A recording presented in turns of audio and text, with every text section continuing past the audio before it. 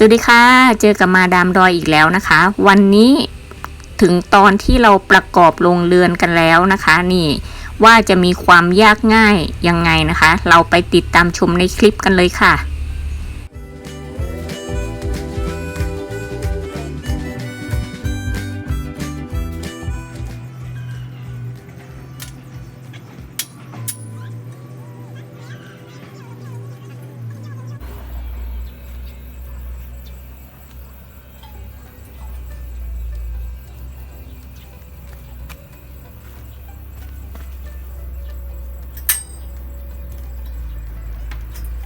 ตัวนี้นะคะจะเป็นคลิปล็อกของเหล็ก4หุ่นนะคะนี่วิธีการใส่ก็ใส่แบบนี้นะคะความยากก็ตรงที่ว่าเราต้องใช้มือดันเนาะดันให้มันเข้าล็อกอะค่ะนี่ขนาดแรงผู้ชายนะมาดามดอยทำไม่ได้ค่ะทุกคนเพราะว่ามันแข็งมากเลยกว่ามันจะดันเข้าล็อกได้นะคะนี่ต้องพยายามกันสักนิดนึงนะคะตัวนี้นะคะมันจะทำให้โครง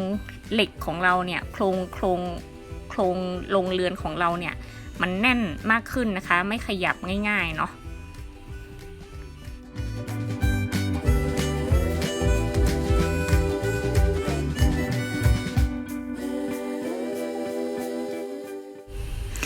ตอนนี้ก็มาถึงตัวพลาสติกนะคะที่สวนมาดามดอยใช้ประมาณ200ไมครอนเนาะขนาดหน้ากว้าง4เมตรนะคะนี่ซึ่งมันมาอยู่กับโครงเต็นท์แล้วนะคะชุดหนึ่งเขาก็จะให้มาพร้อมเลยค่ะอุปกรณ์พร้อมเลยนะคะนี่ก็ช่วยกันทำอย่างนี้แล้วค่ะ2คนเนาะมันเป็นวิธีการที่ง่ายๆนะคะไม่ยุ่งยากเท่าไหร่นะคะ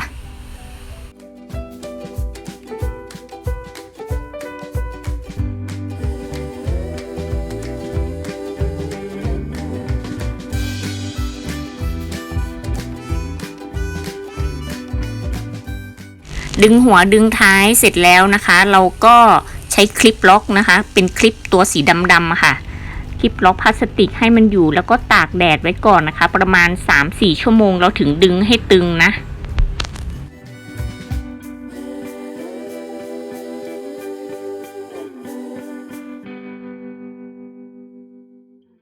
ถึงตอนนี้มาดามดอยก็ใช้ดินนะคะดินมาปรับระดับให้มันเท่ากันเสมอกันเนาะแล้วก็ใช้พลาสติกนะคะที่เรามีอยู่ป้ายไวนิลเก่าๆนะเพื่อไม่ให้หญ้ามันขึ้นเนาะส่วนขาโต๊ะที่จะรับน้ำหนักของแคคตัสนะคะมาดามดอยใช้เป็นก้อนอิฐนะคะเป็นอิฐเก่าที่มีอยู่แล้วนะคะนี่จะทำให้รับน้ำหนักได้ดีค่ะแข็งแรง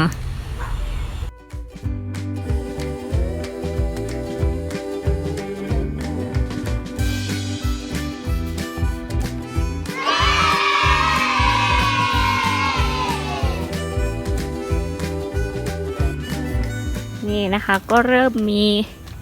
แคคตัสแล้วเนาะนี่นะคะอันนี้จะเป็นลูกแมวค่ะทุกคนนี่โตไวมากเลยนะคะลูกแมวอันนี้เพิ่งเอามาชำพอตได้ไม่ถึงเดือนเองค่ะแต่ว่าให้น้ำเยอะไปหน่อยนะคะตัวมันก็เลยบวมๆเนาะนี่อันนี้เริ่มอดน้ำนะคะเริ่มเข้าฟอร์มแล้วค่ะนี่โรงเรือนในฝันเลยนะคะแต่ว่ายังไม่ได้ตกแต่งอะไรนะทุกคนนี่ยังธรรมดาอยู่ค่ะนี่ฝั่งนี้ก็จะเป็นตอเนาะนี่ก็จะมีที่เพาะไว้นะคะนี่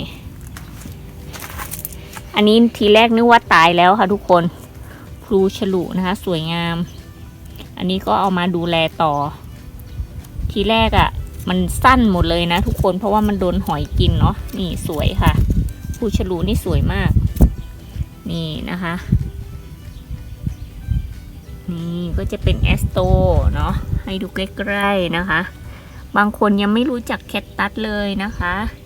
ก็ไม่เป็นไรเนาะเพราะว่าความชอบมันไม่เหมือนกันนะคะทุกคนนี่อันนี้มาดามดอยก็เพิ่งเริ่มศึกษานะคะนี่ให้ดูคร่าวๆนะคะโรงเรือนแล้วก็เดี๋ยวพอเรามาจัดนะคะจัดให้มันสวยงามอีกหน่อยนะจัดรอบๆบริเวณนี่มาดามดอยได้มาใหม่นี่อาวเทียโอลูกะนะคะแต่อันนี้ชอบมากเลยเขากำลังตั้งท้องทุกคนนี่เดี๋ยวให้ดู อันนี้เขาเรียกว่าคาปุสเมดูซ่านะคะนี่กำลังตั้งท้องเห็นไหมเห็นดอกปุกปุยดอกนะคะนี่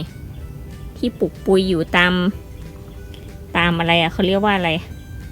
ตามข้อเนี่ยปุกปุยขาวๆเนี่ยคือดอกกำลังจะมานะคะนี่เพิ่งเปลี่ยนดินไปนี่นะคะนี่ก็จะเป็นพวกยิมโนเนาะนี่อันนี้ก็เป็นลูกเพาะค่ะของปีนี้แหละเพิ่งแยกพอร์ตนะคะนี่ก็จะมีนกฮูกเนาะ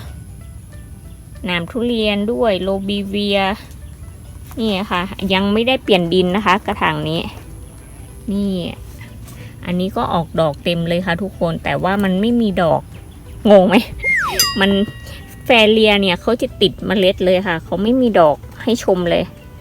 แต่ก็ไม่แน่อันนี้ซื้อมานะคะต้นละ5 บาทเองนี่ให้ดูนะคะอันนี้ลูกกอล์ฟค่ะทุกคนนี่อันนี้ลูกกอล์ฟอันนี้เพิ่งจะติดดอกไปนะคะแต่ไม่รู้ว่ามันจะติดหรือเปล่าหมายถึงว่าผสมพันธุ์เนาะผสมไปนะคะนี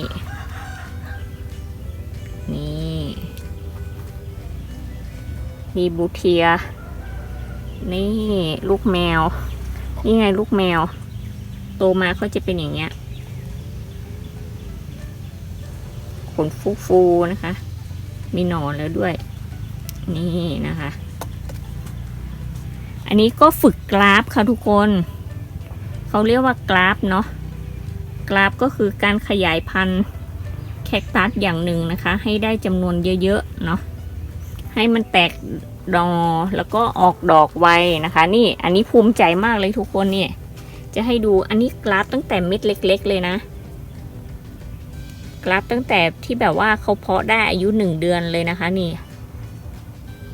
เพาะแบบนี้กราฟแบบนี้ค่ะทุกคนอันนี้เขาเรียกว่าตอซิดดิ้งเนาะ